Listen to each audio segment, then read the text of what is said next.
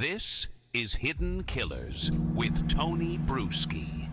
All right, this one is going to be a hard one to swallow. So be prepared, especially if you're on YouTube and you see our graphic. Only 8 years. That's what we're about to get to for a horrific story. Little warning there. And by the way, if you are watching us on YouTube, be sure to hit that subscribe button and the bell so you don't miss any of our episodes. And if you're listening on the podcast feed, wherever it may be, hit subscribe there as well so you don't miss any of our coverage of these cases. This is a tale of a Louisiana mother, 24-year-old Summer Buxton. She just got sentenced to 8 years in prison after pleading guilty to manslaughter in the overdose death of her 2-year-old son, Keynan Jay Buxton. And while 8 years might sound like a decent chunk of time, if you can't count, they were expecting something much harsher, at least like 20 years or more. And they're making it very clear that they think justice was barely served. So what exactly happened? Well, back in May of 2023, the 30th to be exact, authorities found little Keynan unresponsive in a motel room. Now, kids get into things all the time, but when the toxicology report came back, it painted a truly horrifying picture. This toddler had meth, fentanyl, and acetyl fentanyl in his system. That's not just an accidental exposure, that's a fatal amount of drugs for a fully grown adult or an elephant. Let alone a baby who probably still needed help getting shoes on the right feet. During the sentencing, Buxton's sister, who goes by Lyons, didn't hold back. She gave an emotional and furious victim impact statement, calling for the maximum penalty. In her eyes, Summer showed zero remorse. Not a shred of guilt, not a moment of reflection. Instead, according to Lyons, Summer was more focused on keeping her OnlyFans account running than mourning the loss of her son. And just when you think it couldn't get any more absurd, Lyons also claimed that Summer was bragging about her sugar daddy footing the bill for her legal defense. It's a strange world out there that we live in. Imagine being in that situation. Your child is gone, your family is shattered, and instead of taking accountability, you're flexing about who's paying your lawyer fees. Your sugar daddy from OnlyFans. That's horrible. It's not like a sugar, it's a chronic masturbator who pays you. Is what that is. Buxton's mother, Tammy Abishire, echoed the outrage. She said the family fully expected at least a 20-year sentence, not a measly 8. And then Lyons dropped a brutal comparison. How do you give someone 8 years for the death of her child, but you get 10 years for animal abuse? And honestly, she's got a point. In some states, if you go so much as to harm a police dog, you're looking at life behind bars. If you harm any animal in some states, 10 years. And rightfully so. And she gets 8. And Summer got what happened to her 8 years for being that negligent and that's stupid. And clearly she's going to continue to be that way if her main focus is sugar daddy and OnlyFans after her son dies because of her incompetence. And it's so sad to me because there was obviously people in this little boy's life who loved him, the grandma and an aunt, and I'm sure there was others. You know, if she can't care for him, obviously she can't, then let your parents help you. You know, do what's right for this child. Give the child a chance. Well, clearly that family cared about the kid, and I can only imagine the struggles they were dealing with her. Yeah. I can't imagine what they've gone through. Because you're at a impasse there where you're the grandparents, but she's an adult now and she's making horrible decisions and she's in charge of a child.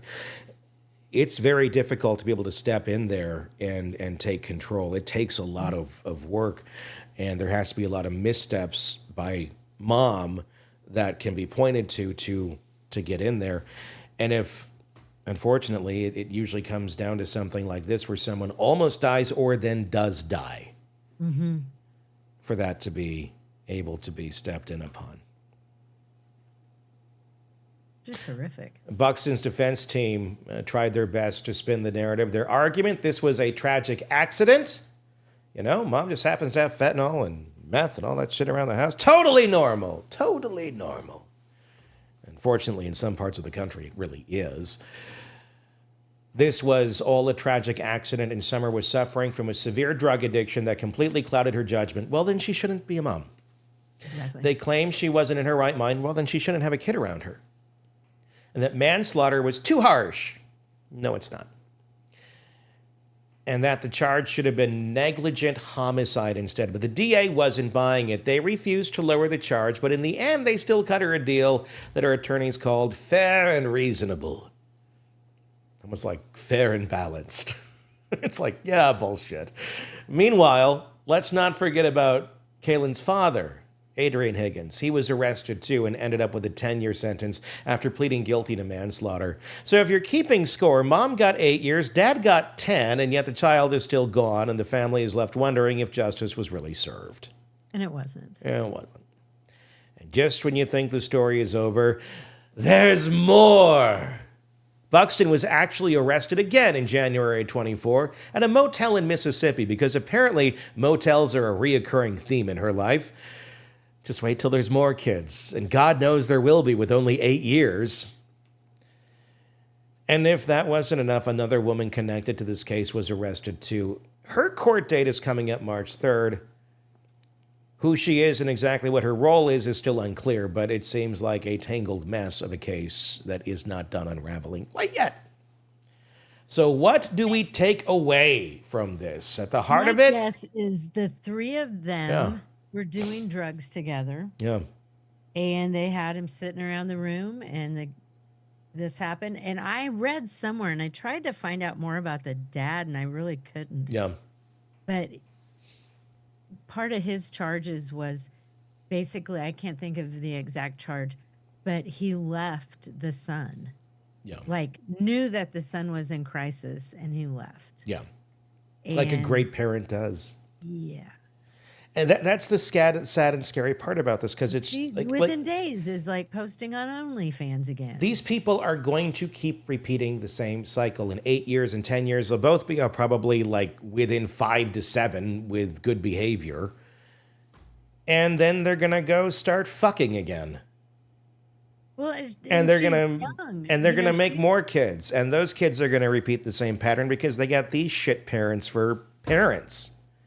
And this is one of those where it's like, hey, can we get like court-ordered castration going on here to prevent either of you from ever having children again? Because clearly it's not your forte, and let's not ruin the world or more people and more lives by you guys, creating just because you have the capability. I like to think that people can change. I don't. I don't. I like to accept. I don't think they frequently do. I like to accept that people can't. But life is easier that way. Even if you were that kind of outlook on the world, well, people can change. Is it worth risking a child's life over maybe she can change? No, it's not. Especially when you already got one in the grave. And I think this kid, I don't know what happened to it, but I think this kid had a sibling that also passed away. Now, I don't know if that was from natural causes or what happened, but I think this woman's had 2 kids. User error, at the part of the parent. And chances are user. That's key. I wonder if she wasn't getting prenatal care and maybe the other child was never born healthy. I don't know. I don't know. That's just me. Yeah, well, it's not a far cryer, I guess. At the heart of it, this is an absolute tragedy. A 2-year-old lost his life in a situation that never should have happened. A child that young doesn't just stumble upon fentanyl and meth on his own and goes, hey, let's get high. And he was the cutest little kid. He's in an environment where that was accessible, and that's what makes this so enraging. Some people will argue that 8 years is enough. After all, Summer was an addict, and addiction is a disease, but you have to see this side. The people who see this as a complete failure of justice, which it is. They see a mother who should have been protecting her child, but instead put him in an environment where he didn't get to stand a chance or a second chance. And now she'll serve a sentence that realistically could cut even shorter with good behavior. And at the end of the day, no amount of prison time is bringing Keynan back. But the question lingers, did the punishment fit the crime? No. Not at all. Not at all. 8 years. God help the world. God help anybody that is going to interact with this woman and any more children that she reproduces, because they're fucked. The latest true crime stories, expert breakdowns, and shocking twists, all in one place. Press subscribe now to the Hidden Killers podcast and True Crime Today.